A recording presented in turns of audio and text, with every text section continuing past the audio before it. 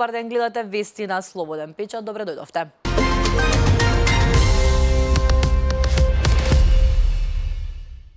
Гори облакодерот на Вјесник, символот на Загреб. Синоќа околу 23 часот голем пожар избувна во висококатницата на Славонска авенија во Загреб. Поради вертикалното ширење, огнот го зафати покривот на зградата и неколку ката, поради што се ангажирани голем број пожарникари и опрема за справување со огнената стихија. Причината за пожарот, кој е се уште активен, засега е непозната. Според хрватските медиуми, нема информации за настрадани лица, а през зградата утрово пристигна и градоначалникот на Загреб, Томислав Томашевиќ, кој изјави дека и покрај напорите на противпожарната служба, огнот постојано се разгорува на различни катови. Како што пренесува Хрватскиот национален радиодифузер, пожарот е се уште активен и се шири низ отворите на конструкцијата, а поради зголемена опасност, пожарникарите се повлечени од внатрешноста на зградата. Сите противпожарни станици во градот се испразнети и се пополнуваат со резервни сили, пренесуваат хрватските медиуми.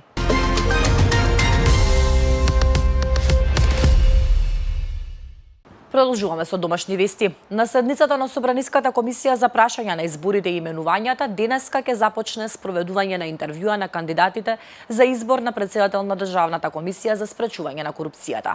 Постапката за избор на претседател на ДКСК продолжува по завршувањето на локалните избори, а Собранието врши повторен избор на прв човек на антикорупцијска по оставката на Татјана Димитровска, осомничена за вмешаност во случајот Адитив.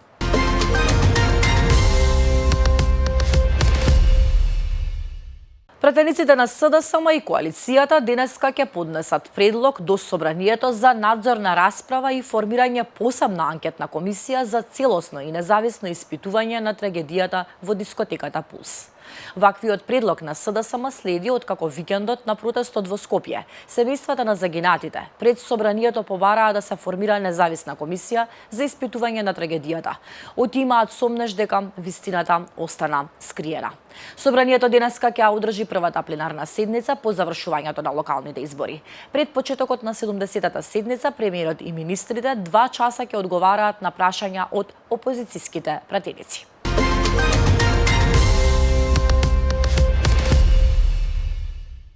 Пратеникот и претседател на Левица Димитар Апасиев најавува посебна комисиска седница за трагедијата во Кочани. На седницата ќе се разгледува добиената представка од Сдруженијето 16 март на родителите од Кочани, на која ќе се расправа за изнесени наводи поврзани со страшната трагедија во дискотеката Пулс, каде официјално ќе бидат поканети и представници на подносителите, напиша на социјалните мрежи Апасиев. За време на саботниот марш на ангелите во Скопје, семејствата на загинатите во Пулс побараа пратениците да иницираат надзорна расправа и посебна анкетна комисија за целосно и независно испитување на случајот.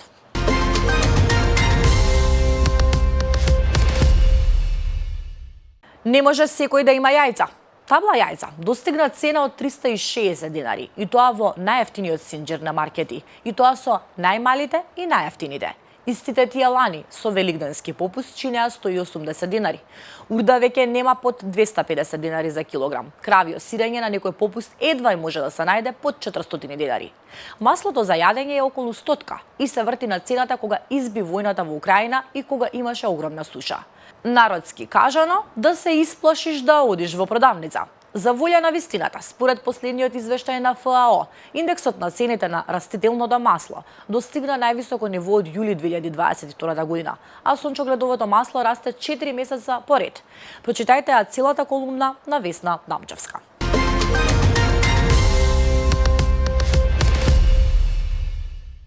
И кафеанџиите ќе чекаат да се раздени за да фрлат ѓубре, освен ако не договориле поинаку со комунална. Скопјани ќе мора да стекнуваат нови навики околу фрлањето ѓубре, па во иднина комуналниот отпад од своето домаќинство ќе можат да го фрлаат само во одредени периоди на денот, односно од 6 часот наутро до 22 часот навечер.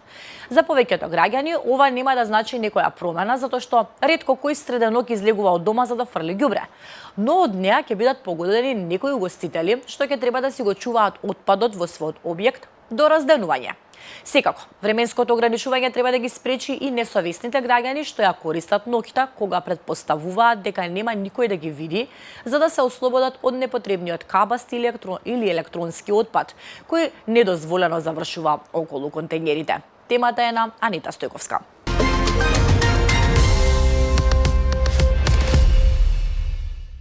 Државната изборна комисија по распишувањето на повторните избори за градоначалници во општините Гостивар, Центар Жупа, Врапчиште и Маврово Ростуше за 11 јануари денеска го усвои роковникот за изборните дејствија. Претседателот на ДИК Борис Кондарко објасни дека изборните дејствија се исти, но дека роковите се скратуваат за 5 дена, освен за изборната кампања, која ќе трае 20 дена. Во Гостивар, Центар Жупа, Врапчиште и Маврово Ростуше, во првиот круг на локалните избори на 19 октомври немаше цензус за избор на градоначалник. Во овие општини во првиот круг не беше постигната законската излазност од најмалку 1/3 од запишаните гласачи, што е услов за изборите да се сметаат за успешни.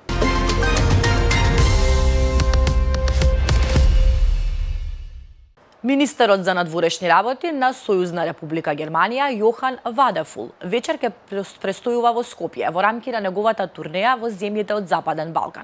Според најавите, Вадефул ќе оствари средби со премиерот Христијан Мицкоски и со министерот за надворешни работи и надворешна трговија Тимчо Муцунски. Вадефул ја почна 3-дневната турнеја во неделата од Сараево, а вчера беше во посета на Белград. Фокусот на посетата, како што е наведено, ќе биде напредокот и предизвиците во процесот на проширување на Европската Унија. А меѓу темите на дискусија ќе бидат реформите и регионалната стабилност и соработка.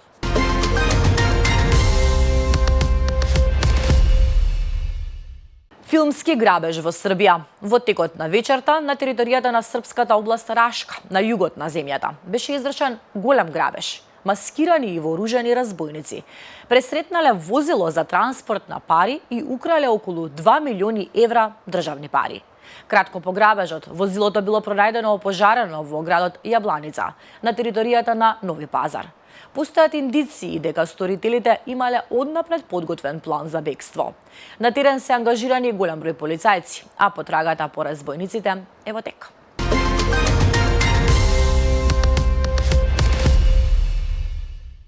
Десетици илјади луѓе се собраа синоќа во словачките градови за да протестираат против владата на левичарскиот националистички премиер Роберт Фицо.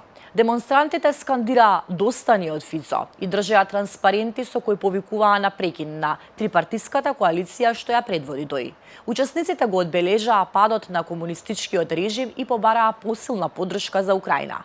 Демонстрациите беа одржани по повод 36 годишнината од Кадифината револуција против комунистичкиот режим на тогашна Чехословачка.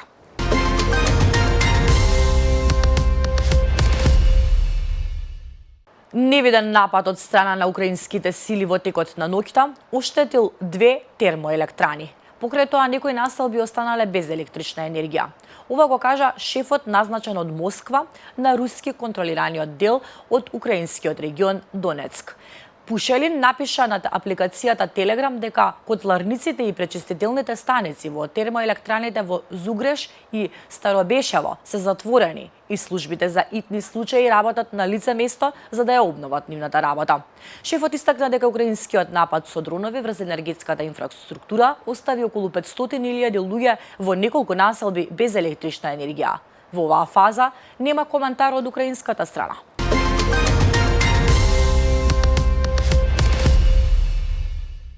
Советот за безбедност на Обединетите нации ја усвои американската резолуција за поддршка на планот за Газа од 20 точки подготвен од Доналд Трамп. Планот вклучува создавање на меѓународни стабилизацијски сили, во кои според САД повеќе неименувани држави понудиле да учествуваат.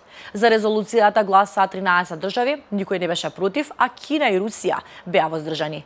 Хамас ја отфрли резолуцијата, велејќи дека не ги исполнува правата и барањата на палестинците и се стреми да наметне меѓународно старателство врз енклавата. Портпаролот на генералниот секретар на Обединетите нации Антонио Гутереш кажа дека ова е важен чекор во консолидирањето на примирието.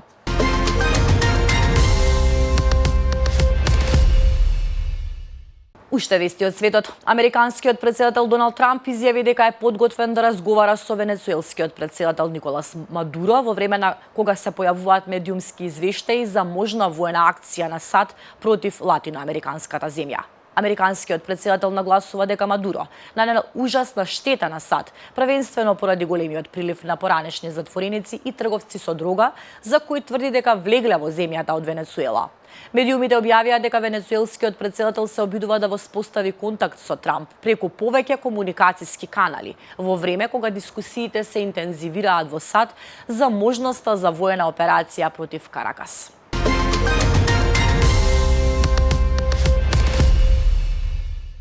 Претседателот на САД Доналд Трамп објави дека ќе го поддржи планот на Сенатот за воведување санкции врз земјите што соработуваат со Русија, вклучувајќи царини до 500% за увоз од земји што купуваат руска енергија и не ја поддржуваат Украина.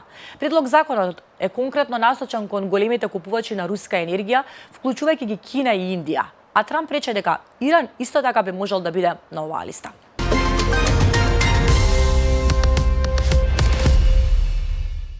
Американскиот претседател Доналд Трамп најави дека планира да одобри продажба на американски борбени авиони F-35 на Саудиска Арабија, еден ден пред посетата на саудискиот престолонаследник Мохамед бин Салман на Вашингтон. Саудиците долго време се заинтересирани за купување борбени авиони од Америка. Ова беше последната информација во вестите на Слободен печат за денеска. Ви благодарам на вниманието и на довербата. Повеќе вести ќе најдете на нашиот сајт.